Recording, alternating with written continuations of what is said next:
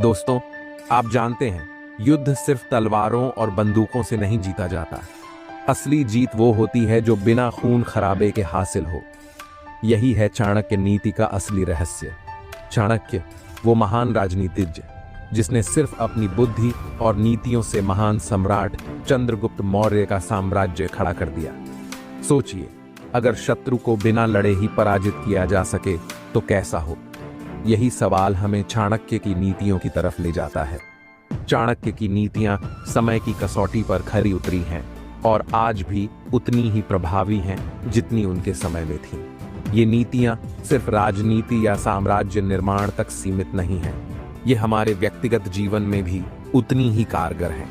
शत्रु को बिना लड़े बर्बाद करने का अर्थ, शत्रु को बिना लड़े हराने का मतलब है कि आप अपनी ऊर्जा, समय और संसाधन बचाकर जीत हासिल करें। सीधा टकराव अक्सर नुकसानदायक होता है, चाहे वह व्यक्तिगत दुश्मन हो, बिजनेस का प्रतिद्वंद्वी या फिर जीवन की कोई समस्या। चाणक्य हमें सिखाते हैं कि कैसे शांति और समझदारी से बड़े शत्रु को बर्बाद किया जा सकता है। दोस्तों, जब हम अपने शत्रु से लड़ने का फैसला करते हैं तो हम अपनी ऊर्जा और ध्यान उसी पर केंद्रित कर देते हैं। लेकिन अगर हम बिना लड़े उसे हराने की कला सीख लें तो हम न सिर्फ अपने उद्देश्य में सफल होंगे बल्कि अपनी आत्मा की शांति भी बनाए रखेंगे। चाणक्य का दृष्टिकोण, चाणक्य कहते हैं, शत्रु से लड़ने की सबसे बड़ी मूर्खता है उसे अपने स्तर पर लाना। आप सोच रहे होंगे कि फिर क्या करें? जवाब है, उसकी जड़ों पर वार करें। जब जड़ कमजोर हो जाए तो पेड़ खुद गिर जाता है।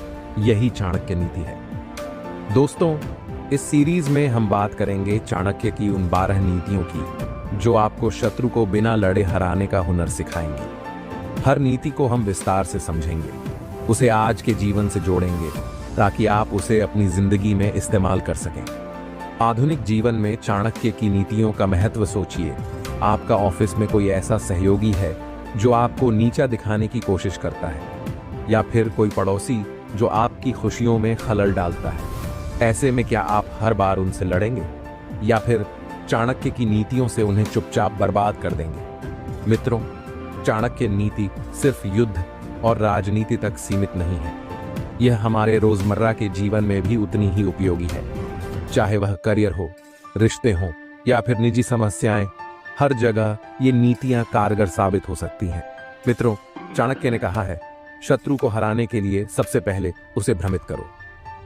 युद्ध का सबसे बड़ा हथियार तलवार नहीं बल्कि दिमाग है। जब आपका शत्रु आपकी रणनीतियों को समझ ही नहीं पाएगा तो वह खुद को बचाने के बजाय गलतियां करना शुरू कर देगा। यही चाणक्य की पहली नीति है, भ्रम और मानसिक खेल। सोचिए, एक युद्ध के मैदान में 2 सेनाएं आमने सामने खड़ी हैं। पहली सेना सीधी रणनीति से हमला करती है, जबकि दूसरी सेना दुश्मन को यह यकीन दिलाती है कि हमला किसी और दिशा से होगा। क्या होगा? दूसरी सेना की रणनीति शत्रु को भ्रमित कर देगी और वह बिना लड़े ही हार मानने की स्थिति में आ जाएगा। दोस्तों, यह नीति सिर्फ युद्ध में ही नहीं, हमारे जीवन में भी उतनी ही प्रभावी है। अगर कोई सहकर्मी आपकी तरक्की रोकने की कोशिश कर रहा है तो उसे यह यकीन दिलाइए कि आप किसी और प्रोजेक्ट पर ध्यान दे रहे हैं। अगर आपका प्रतिद्वंद्वी आपके व्यापार में अड़चन डाल रहा है तो उसे भ्रमित कर दीजिए कि आप किसी और क्षेत्र में निवेश करने वाले हैं। चाणक्य की यही चालें थीं जिनसे उनके शत्रु हमेशा एक कदम पीछे रहते थे। चाणक्य नीति में शत्रु को भ्रमित करने के लिए 3 मुख्य तरीके बताए गए हैं। 1, असत्य पर सत्य का पर्दा डालें। चाणक्य कहते हैं, सत्य को छिपाना नहीं बल्कि उसे इतना साधारण बना दो कि शत्रु उसे महत्व ही न दे। अगर आप किसी योजना पर काम कर रहे हैं तो शत्रु को ऐसा दिखाइए कि वह योजना बेहद छोटी या महत्वहीन है। जब शत्रु उस पर ध्यान न दे तो आप अपनी योजना को अंजाम दें। 2, गलत जानकारी दें। शत्रु की ताकत उसकी जानकारी होती है। अगर आप उसे गलत जानकारी देंगे तो वह खुद ही अपने पैरों पर कुल्हाड़ी मार लेगा। सोचिए, कोई आपके व्यापार को खत्म करना चाहता है, उसे ऐसी जानकारी दीजिए कि आप अपना ध्यान किसी और प्रोडक्ट पर लगा रहे हैं। जैसे ही वह उस दिशा में कदम बढ़ाएगा, आप अपनी असली योजना को लागू कर सकते हैं। 3, दोस्ती का नाटक करें। दोस्त बनकर दुश्मन को धोखा देना सबसे बड़ा खेल है। चाणक्य ने कहा है, शत्रु को पास लाओ, लेकिन अपनी असली ताकत को छिपा कर रखो। जब वह यह मानेगा कि आप उसका मित्र हैं, तभी वह अपनी कमजोरियां आपके सामने उजागर करेगा। मित्रों, आज के समय में यह नीति और भी ज्यादा जरूरी है। अगर कोई सहकर्मी आपको नीचा दिखाना चाहता है, तो उसे यकीन दिलाइए कि आप उसकी मदद कर रहे हैं। इससे वह अपनी योजनाओं को आपके सामने उजागर कर देगा और आप चुपचाप अपनी तरक्की का रास्ता बना लेंगे। बड़े कारोबारी अक्सर अपने प्रतिद्वंद्वियों को भ्रमित करते हैं। जैसे एक कंपनी दिखाती है कि वह एक नया प्रोडक्ट लॉन्च कर रही है, लेकिन असल में वह अपने पुराने प्रोडक्ट को मजबूत कर रही होती है। इस भ्रम से प्रतिद्वंद्वी अपनी योजना बदल देता है और हार मान लेता है। सोचिए, अगर आपका शत्रु यह न समझ पाए कि आप क्या कर रहे हैं, तो वह घबरा जाएगा। डर और असमंजस इंसान को कमजोर बना देते हैं। यही चाणक्य नीति की असली ताकत है। शत्रु को इतना भ्रमित कर दो कि वह अपनी ताकत का सही इस्तेमाल ही न कर पाए। दोस्तों, चाणक्य की इस नीति को अपने जीवन में लागू करें। अपने शत्रु को भ्रमित करें, अपनी योजनाओं को गुप्त रखें और सही समय पर अपना दांव खेलें।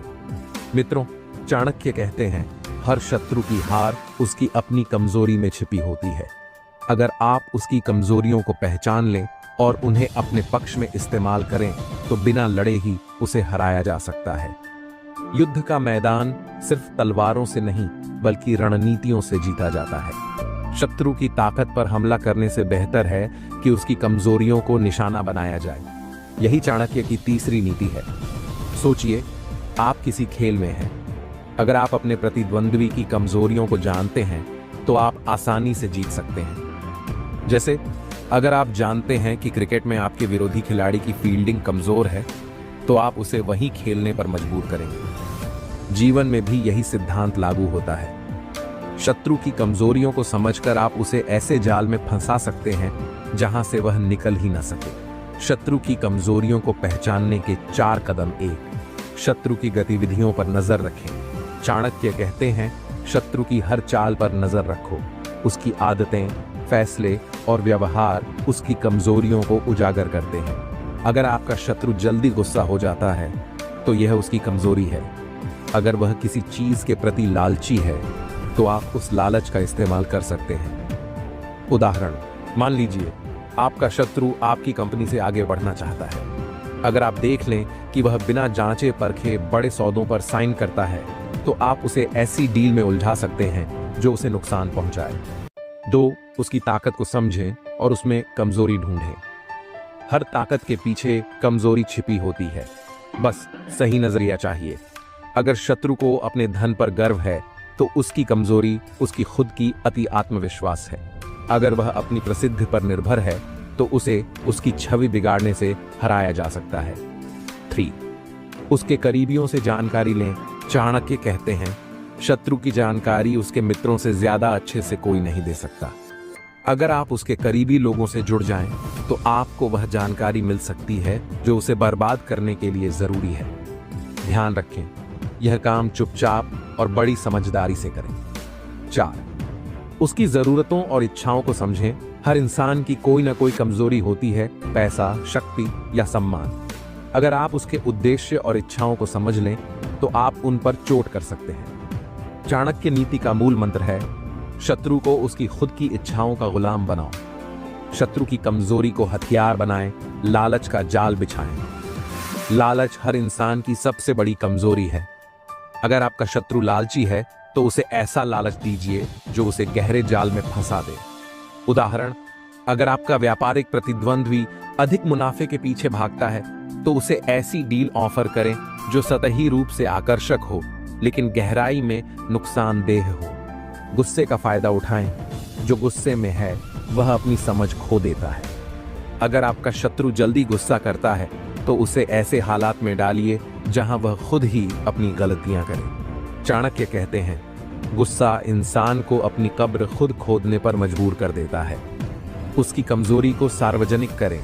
अगर शत्रु की कमजोरी को उसके समर्थकों के सामने लाया जाए, तो उसकी ताकत अपने आप खत्म हो जाती है। सोचिए, कोई राजनेता जिसे जनता पर भरोसा है, उसकी निजी गलतियां जनता के सामने आ जाएं। उसकी पूरी छवि बर्बाद हो जाएगी। उसकी ताकत को उसकी कमजोरी में बदलें। चाणक्य कहते हैं, बुद्धिमानी यह है कि शत्रु की ताकत को उसकी कमजोरी में बदल दिया जाए। अगर शत्रु अपनी ताकत पर घमंड करता है तो उसे ऐसी स्थिति में डालें जहां वह अपनी ताकत का गलत इस्तेमाल करे। आधुनिक समय में इस नीति का उपयोग व्यापार में, अगर आपका प्रतिद्वंद्वी एक बड़े प्रोजेक्ट पर काम कर रहा है तो उसकी कमजोरियों को उजागर करें। उदाहरण, अगर उसका प्रोडक्ट महंगा है तो आप अपने प्रोडक्ट को सस्ता और उपयोगी बनाकर उसे हराएं। सामाजिक जीवन में किसी ऐसे व्यक्ति से निपटने के लिए जो आपको नीचा दिखाने की कोशिश करता है, उसकी कमजोरी को ध्यान में रखकर उससे बातचीत करें। अगर वह अपने अहंकार में जीता है तो उसे वहीं चोट दें। राजनीति में चाणक्य की यह नीति आज भी राजनीति में बेहद प्रभावी है। किसी भी नेता को हराने के लिए उसकी निजी कमजोरियों को उजागर किया जाता है। मित्रों, यह दुनिया एक बड़ा रणभूमि है। अगर आप अपने शत्रु की कमजोरियों को पहचानने और उनका सही इस्तेमाल करने की कला सीख लें तो आप हर कदम पर विजयी होंगे। शत्रु की कमजोरियों को जानना और उन्हें अपने फायदे के लिए इस्तेमाल करना न केवल बुद्धिमानी है बल्कि सफलता की कुंजी भी है। चाणक्य कहते हैं, शत्रु को हराने का सबसे प्रभावी तरीका यह है कि उसे भ्रम में डाल दिया जाए। जब शत्रु यह समझ ही न सके कि आप क्या करने वाले हैं तो वह अपनी रक्षा भी नहीं कर पाएगा। युद्ध सिर्फ ताकत और कौशल से नहीं जीता जाता, बल्कि भ्रम की चालें भी इसमें महत्वपूर्ण भूमिका निभाती हैं। शत्रु को कमजोर करने के लिए उसे बार बार गलत निर्णय लेने पर मजबूर करें। यही चाणक्य की चौथी नीति है। भ्रम की शक्ति क्यों काम करती है? भ्रम एक मानसिक हथियार है। अगर शत्रु यह नहीं समझ पाता कि आप क्या करेंगे तो वह घबरा जाता है। घबराहट में लिए गए फैसले हमेशा गलत होते हैं। सोचिए, एक शिकार जब शिकारी के जाल को देख ही नहीं पाता तो वह फंस ही जाएगा। यही रणनीति चाणक्य सिखाते हैं। शत्रु को ऐसा जाल दिखाओ जो असली न हो और असली जाल को छिपाकर रखो। भ्रमित करने की रणनीतियां। 1. अपनी असली मंशा छिपाएं। चाणक्य कहते हैं, कभी भी अपने शत्रु को यह मत बताओ कि तुम्हारी असली योजना क्या है। अगर शत्रु यह समझ लेता है कि आप क्या करने वाले हैं तो वह पहले से ही तैयार हो जाएगा। आपको अपनी असली योजना को छिपाकर रखना होगा। उदाहरण, अगर आप व्यापार में किसी बड़े ग्राहक को हासिल करना चाहते हैं तो शत्रु को यह लगे कि आप किसी और दिशा में काम कर रहे हैं। जब वह आपकी चाल को समझने में व्यस्त होगा, आप अपनी योजना को अंजाम दे सकते हैं। 2. झूठी सूचनाएं फैलाएं। झूठी सूचनाएं शत्रु को भ्रमित करने का सबसे बड़ा हथियार है। शत्रु को ऐसे हालात में डालें जहां वह आपकी झूठी सूचनाओं पर भरोसा करे। इससे वह अपने फैसलों में असमंजस की स्थिति में आ जाएगा। उदाहरण, अगर आपके शत्रु को लगे कि आप आर्थिक रूप से कमजोर हैं तो वह आपको हल्के में लेगा। यह उसका सबसे बड़ा नुकसान हो सकता है। 3. शत्रु को अप्रत्याशित कदम उठाने पर मजबूर करें। भ्रम की कला यह है कि आप शत्रु को उसकी योजनाओं से भटकने पर मजबूर कर दें। शत्रु के दिमाग में डर और असमंजस पैदा करें। अगर वह यह समझ ही नहीं पाएगा कि आप किस दिशा में बढ़ रहे हैं तो वह खुद गलतियां करेगा। उदाहरण, महाभारत में श्री कृष्ण ने कौरवों को भ्रमित करके उनकी सेना को तोड़ा। उन्होंने पांडवों की जीत के लिए ऐसी रणनीतियां बनाई जिन्हें कौरव समझ ही नहीं पाए। 4. गलत संकेत भेजें। शत्रु को भ्रमित करने का सबसे अच्छा तरीका है कि उसे ऐसे संकेत दिए जाएं जो उसे गलत दिशा में ले जाएं। अगर आप शत्रु को अपनी ताकत कम समझने पर मजबूर कर सकते हैं तो वह आपकी वास्तविक क्षमता को पहचान ही नहीं पाएगा। इसका मतलब है कि आप उसकी कमजोरियों पर चोट कर सकते हैं। जब चाणक्य ने नंद साम्राज्य को हराने की योजना बनाई तो उन्होंने शत्रु को बार बार भ्रमित किया। उन्होंने शत्रु को यह यकीन दिलाया कि वह सीधा युद्ध करेंगे, लेकिन चाणक्य ने गुप्त चालों और आंतरिक विद्रोह के जरिए साम्राज्य को अंदर से तोड़ दिया। महाभारत में अर्जुन ने जयद्रथ को भ्रमित करके उसकी कमजोरी का फायदा उठाया। अर्जुन ने जयद्रथ को ऐसा यकीन दिलाया कि वह सुरक्षित है, लेकिन सूर्यास्त से पहले अर्जुन ने उसे मारकर युद्ध में जीत हासिल की। भ्रम की कला में माहिर कैसे बने? 1. अपनी योजना को गुप्त रखें। अपनी रणनीतियों के बारे में केवल उन्हीं को बताएं जो पूरी तरह से विश्वसनीय हो। चाणक्य कहते हैं, आपकी योजना जितनी गुप्त होगी, आपकी जीत उतनी ही सुनिश्चित होगी। दो शत्रु की प्रतिक्रिया का अनुमान लगाएं। शत्रु को भ्रमित करने के लिए उसकी सोच और प्रतिक्रियाओं को समझना बेहद जरूरी है। अगर आप यह जान लें कि वह किसी स्थिति में क्या करेगा, तो आप उसे भ्रमित करने में सफल होंगे। 3. अप्रत्याशित कदम उठाएं। शत्रु को हमेशा यह लगे कि आप साधारण तरीके से काम कर रहे हैं, लेकिन अचानक से ऐसा कदम उठाएं जिसकी उसने कल्पना भी न की हो। 4. शांत रहें और धैर्य रखें। भ्रम पैदा करना एक धीमी प्रक्रिया है। अगर आप जल्दबाजी करेंगे तो शत्रु आपकी चाल को समझ सकता है। चाणक्य कहते हैं, हर शत्रु के भीतर एक कमजोरी छिपी होती है। अगर आप उस कमजोरी को पहचान लें और उसे अपने पक्ष में इस्तेमाल कर लें, तो शत्रु का अंत निश्चित है। यह अध्याय चाणक्य की सबसे गहरी और गूढ़ नीति पर आधारित है। शत्रु की कमजोरियों को समझकर उसे लड़ाई के परास्त करना। याद रखें, हर इंसान की कोई ना कोई कमजोरी होती है, चाहे वह कितना ही शक्तिशाली क्यों न हो। शत्रु की कमजोरियों को पहचानने का महत्व एक पेड़ को गिराने के लिए उसकी जड़ पर वार किया जाता है। शत्रु की कमजोरी उसकी जड़ है। अगर आप उस कमजोरी को सही तरीके से भुनाएंगे तो शत्रु अपने ही बोझ से गिर जाएगा। चाणक्य नीति कहती है, शत्रु को परास्त करने के लिए उसकी ताकत से लड़ने की जरूरत नहीं है।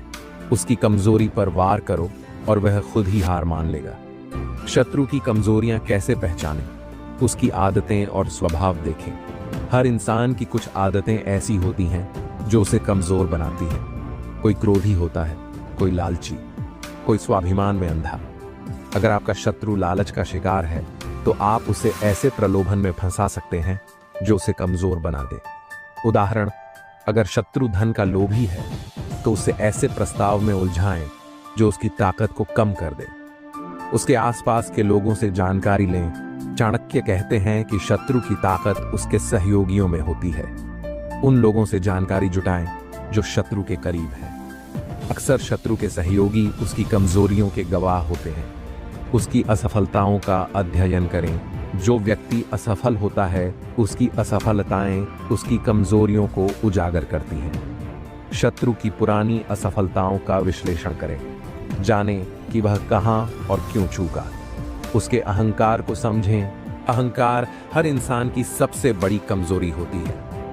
अगर आपका शत्रु अत्यधिक आत्मविश्वास से भरा है, तो उसे उसी में फंसाएं। चाणक्य कहते हैं, शत्रु के अहंकार को उसके खिलाफ हथियार बनाएं। कमजोरी को हथियार कैसे बनाएं? शत्रु को उसकी कमजोरियों पर निर्भर बनाएं। अगर आप शत्रु को उसकी ही कमजोरियों पर निर्भर कर दें, तो वह आपकी मुट्ठी में आ जाएगा।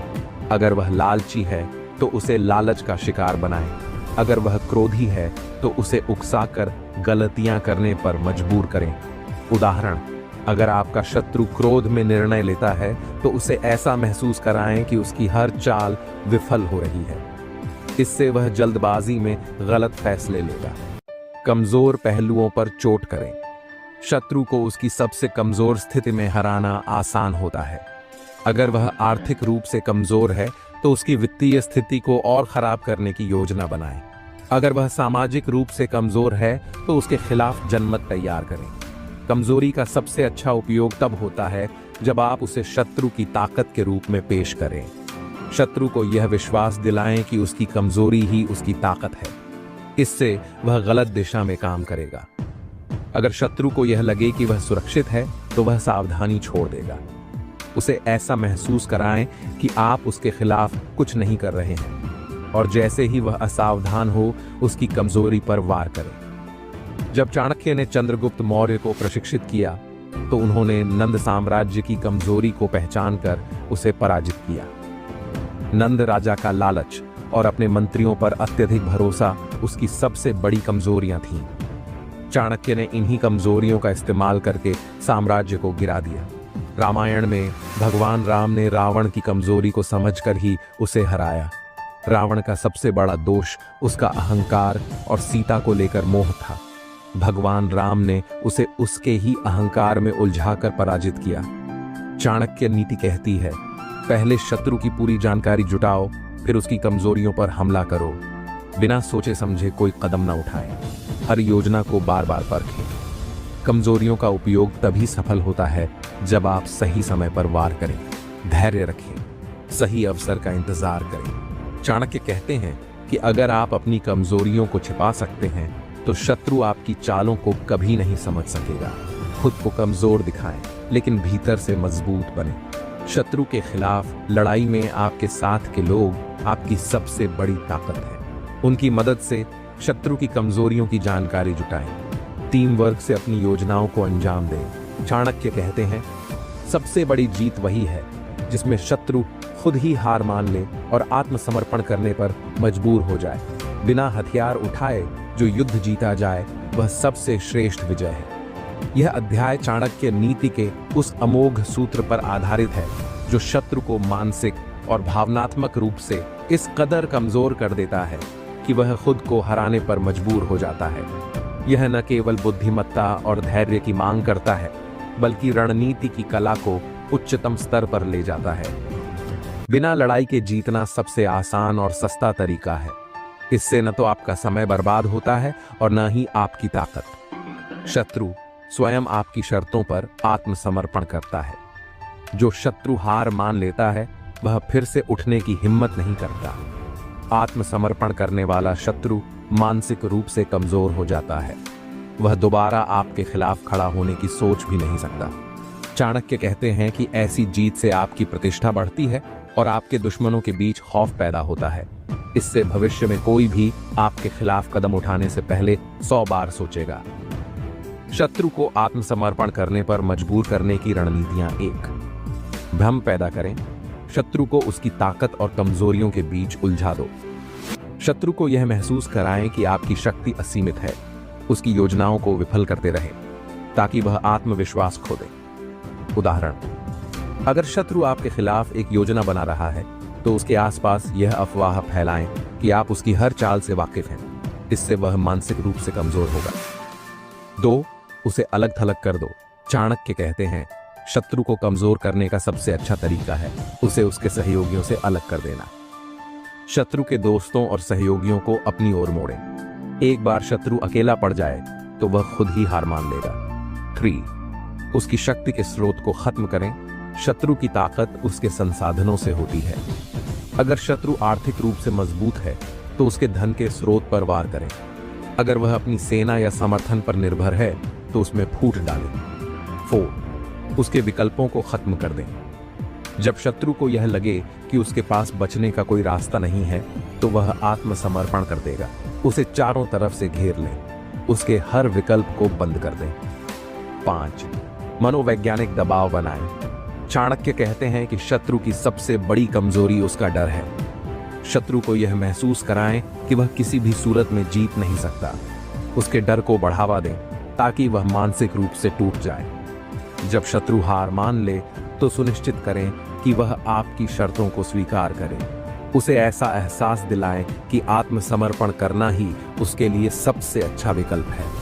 अपनी शर्तों में ऐसी चीजें जोड़ें जो उसे दोबारा मजबूत न बनने दें। चाणक्य कहते हैं कि आत्मसमर्पण करने वाले शत्रु का भविष्य आपके हाथ में होना चाहिए। उसे ऐसी स्थिति में रखें जहां वह आपकी अनुमति के बिना कुछ न कर सके। शत्रु को यह समझाएं कि वह अपनी हार स्वीकार कर रहा है क्योंकि आपने उसे यह अवसर दिया है।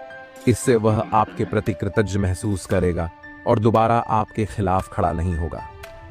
चाणक्य ने चंद्रगुप्त मौर्य के माध्यम से सेल्यूकस निकेटर को आत्मसमर्पण के लिए मजबूर किया।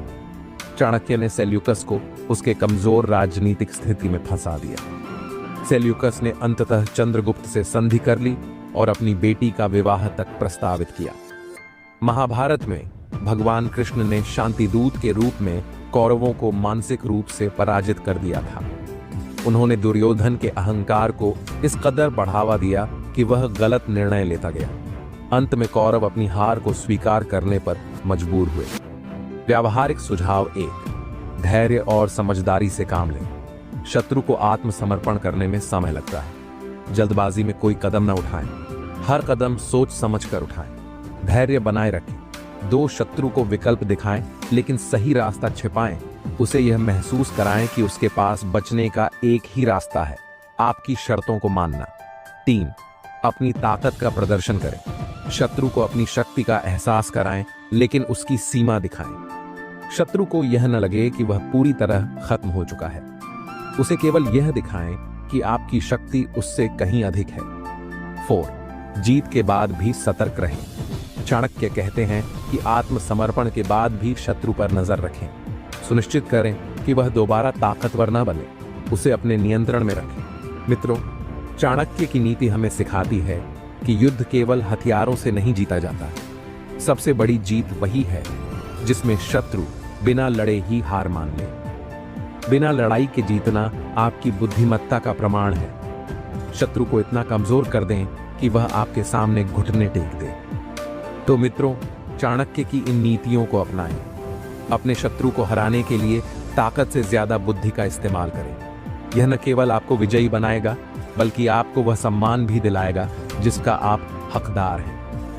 याद रखें, चाणक्य कहते हैं, सबसे बड़ी जीत वही है जो दिमाग से लड़ी जाए, न कि हथियारों से।